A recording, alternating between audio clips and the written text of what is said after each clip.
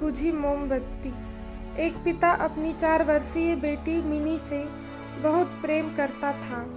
Office से लौटते वक्त वह रोज उसके लिए तरह तरह के खिलौने और खाने पीने की चीजें लाता था।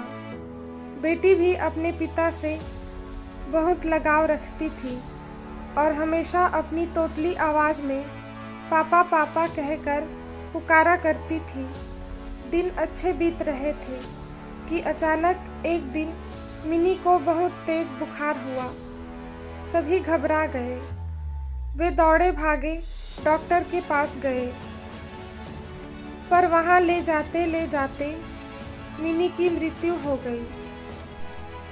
परिवार पे तो मानो पहाड़ ही टूट पड़ा और पिता की हालत तो मृत व्यक्ति के समान हो गई। मिनी के जाने के हफ्तों बाद भी वे ना किसी से बोलते ना बात करते, बस रोते ही रहते। यहाँ तक कि उन्होंने ऑफिस जाना भी छोड़ दिया और घर से निकलना भी बंद कर दिया। आस पड़ोस के लोगों और नाते रिश्तेदारों ने उन्हें समझाने की बहुत कोशिश की, पर वे किसी की ना सुनते। उनके मुख से बस एक ही शब्द निकलता, मिनी।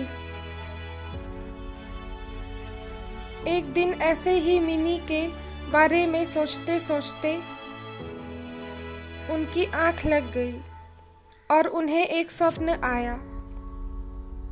उन्होंने देखा कि स्वर्ग में सैकड़ों बच्चियां परी बनकर घूम रही हैं।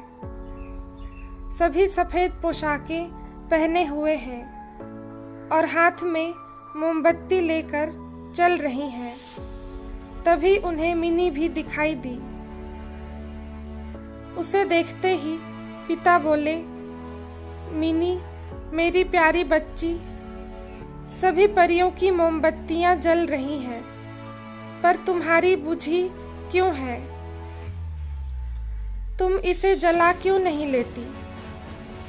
मिनी बोली, पापा मैं तो बार बार मोमबत्ती जलाती हूँ, पर आप इतना रोते हो कि आपके आंसुओं से मेरी मोमबत्ती बुझ जाती है।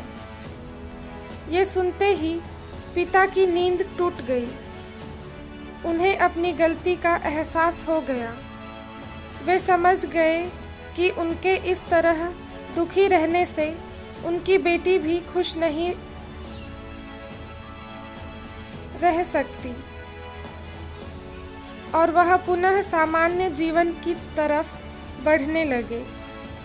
मित्रों, किसी करीबी के जाने का गम शब्दों से बयान नहीं किया जा सकता, पर कहीं न कहीं हमें अपने आप को मजबूत करना होता है और अपनी जिम्मेदारियों को निभाना होता है, और शायद ऐसा करना ही मरने वाले की आत्मा को शांति देता है।